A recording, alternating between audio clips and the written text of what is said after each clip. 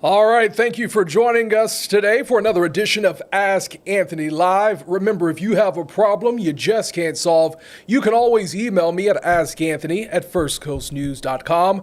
This is a chance for me to answer some of your emails that I might not be able to get to on television, but I want to try to answer as many questions as you have. And I want to talk about a really interesting email I received recently. We're going to focus today about real estate and identity fraud, and this has to do with that.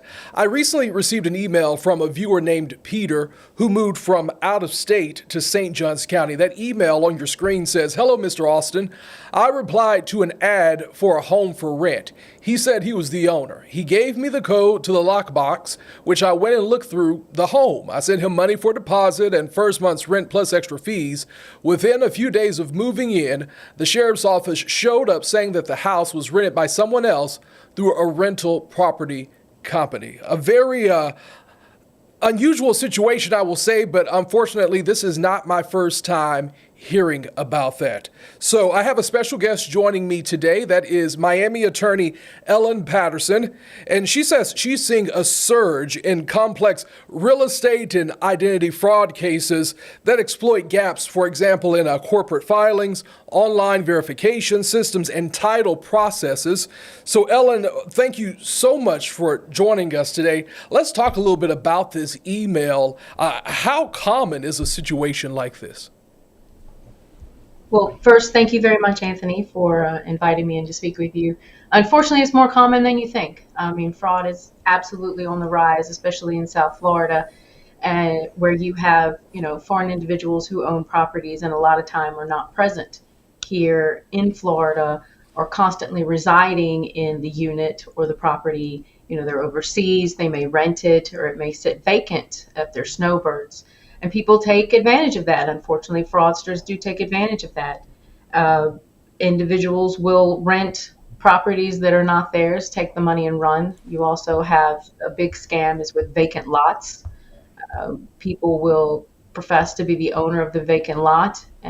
More importantly, they'll go on the public records on SunViz. As you mentioned, sometimes there's a flaw in the system there in that the SunViz records with the Department of State, pretty much anyone, unfortunately, can log on, fill out a form to amend, to change who the officers of an LLC or a corporation may be, pay a small fee, and then when someone goes to check, oh, is John Smith really the owner of this company? Then John Smith appears to be the owner.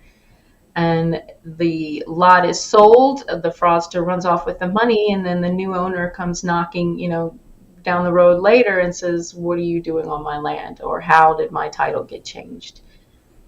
And Ellen, these scammers and these con artists, I mean, they're getting more sophisticated. So you talked about the situation involving the state's website, SunViz. I understand in another case, a fraudster actually used a fake Venezuelan passport and also like a deep fake style video call to impersonate an overseas property owner.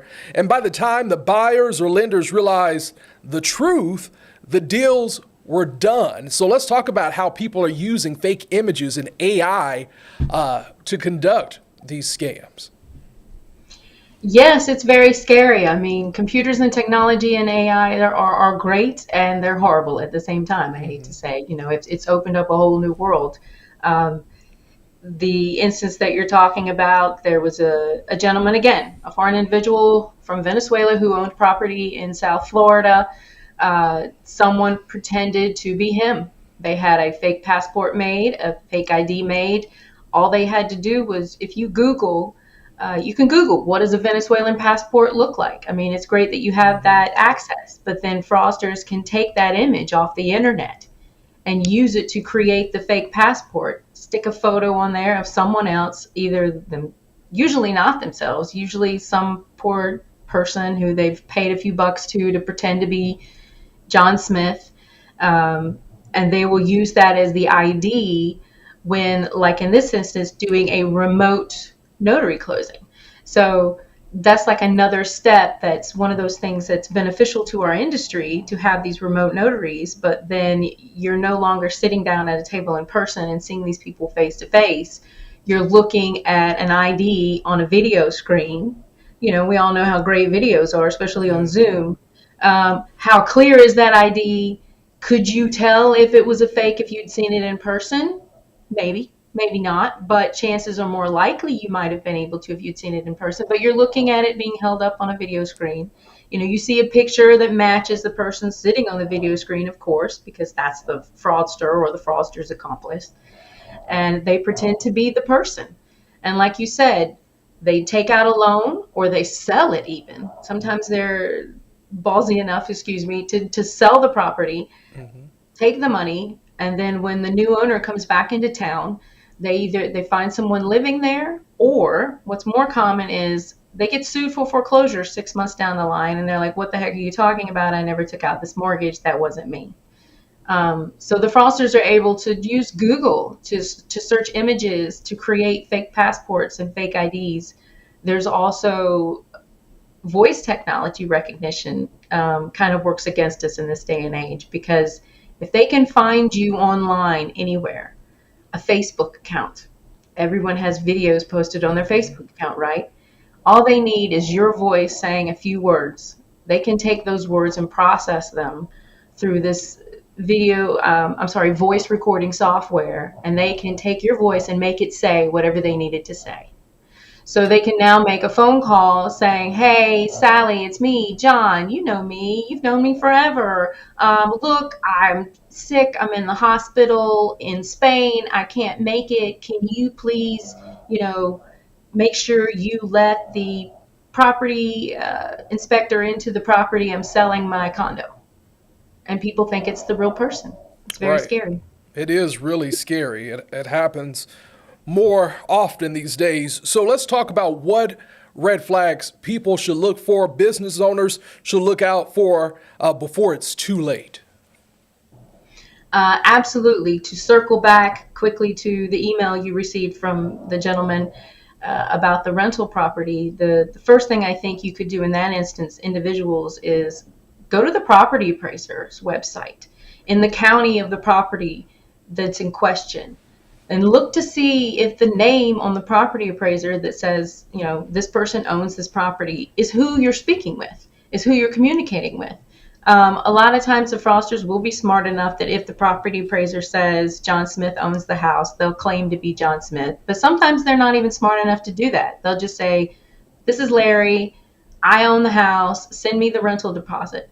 Well, if Larry's name doesn't show up on the property appraiser website as the owner, huge red flag. Beware. Right. Mm-hmm. You need to figure out who the real owner is.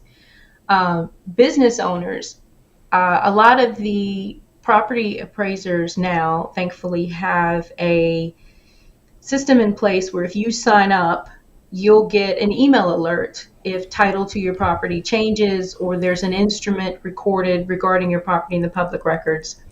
The property appraiser will send you an email if you provide them with an email address and the authority to do that. That's great. By the time you get that email, the fraud has already occurred, but at least you learn about it sooner rather than later. And obviously in these situations, the quicker you act, the better. I mean, if you find out today versus 6 months from now, that could make a huge difference. So individuals definitely sign up for that service. But I mentioned the business owners because my hope is that the Secretary of State and SunBiz come up with a similar type of notification system, Right. where if someone goes online and changes the articles of an incorporation or amends who the members are of a company, that some sort of notification is at least emailed to the prior person saying, "Hey, this change was made, FYI." That's not in place currently. And to be quite honest, I haven't heard that is going to happen. But that is my hope, that something like that will soon be put in place, because it seems like if they can do it with the property appraiser, why can't they do it with the Secretary of State? Right. In the meantime, all I can say is it's unfortunate, it's time consuming, it's a pain in the butt, but go online and check your corporate filings, at least once a week, and see if there's a change, if someone's changed something. It's worth the 5 minutes that it takes to make sure your documents have not been tampered with. I think that's such an important point. It is always worth it just to go and double check and check all your official records to make sure that everything is okay. So, if something does happen to you, if you fall victim to a real estate scam or an identity fraud situation, Ellen, as a legal expert, especially in this type of situation, what legal recourse do you have if you've been defrauded? If you're a property owner, if you own real property, hopefully you have title insurance. Not to, you know, try to endorse it, but in South Florida, I would highly endorse title insurance, because step one would be you make a claim on your title insurance, and hopefully they'll step up to the plate and hire you counsel that you won't need to pay for out of your own pocket. Short of that, again, it's unfortunate, and even if you are a victim of fraud and it is blatantly obvious, you'll have to take the legal steps necessary to get title to your property back into your name. Or if there was a fraudulent mortgage stuck on your property, you'll have to file a lawsuit seeking to quiet title or to void that mortgage and make your allegations that it was a fraud. As soon as you find out, file a police report. That's one of the first questions I always ask people when they claim they're a victim of a fraud. Did you contact the police? And if you didn't, why not? You know, there needs to be a record of exactly what happened and when it happened. And the sooner you get that in writing, the better, because, you know, people forget facts as time goes on, and you need to act as quickly as possible.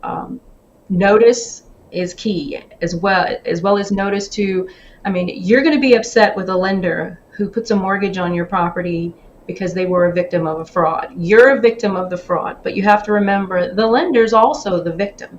I mean, unless you can find that they were in cahoots somehow, which is rarely ever, if I've never seen that the case in my years of practicing.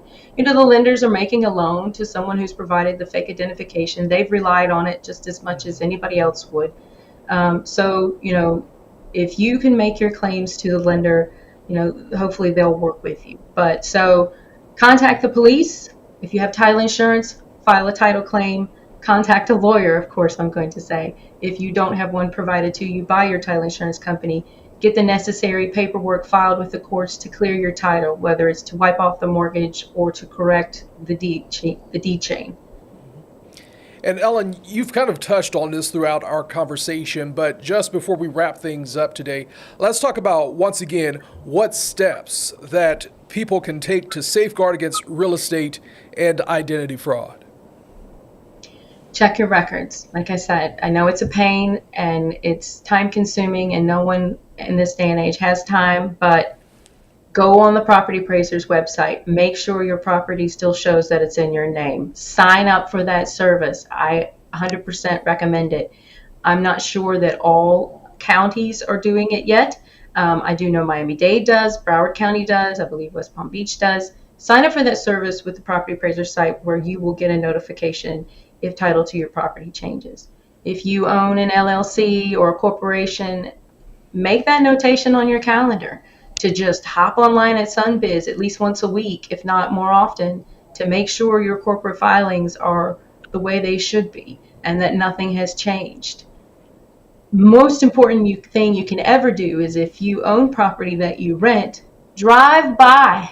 You know how many people, and if you can't drive by and you don't live in South Florida or you're a snowbird, have somebody local who can drive by for you. A lot of things can be found out just by driving by that property. If it's a vacant lot, what if you see a for sale sign and you're like, what the heck, I'm not selling it? If it's a home on a property, you could see someone living there when you don't have it rented. Or if you have a tenant and you know the vehicle that they drive, but there's different cars parked there every day, you know, take note. It's your property. It's your investment. It's a big investment. It's worth the time and the energy to pay attention to it. Ellen, you've offered a lot of great advice today. Is there anything else you would like to add before we wrap things up? All I can say is, you know, be diligent. Fraudsters are getting more creative every day, and there's a lot of things that, you know, no matter how diligent you may be, you could still be a victim. But you can make those chances less likely by taking the appropriate steps ahead of time. All right, Ellen Patterson, she is a Miami attorney. Thank you so much for joining us and offering your legal expertise and also advice in situations like this. Remember, if you have a problem you just can't solve, you can always email me at askanthony@firstcoastnews.com.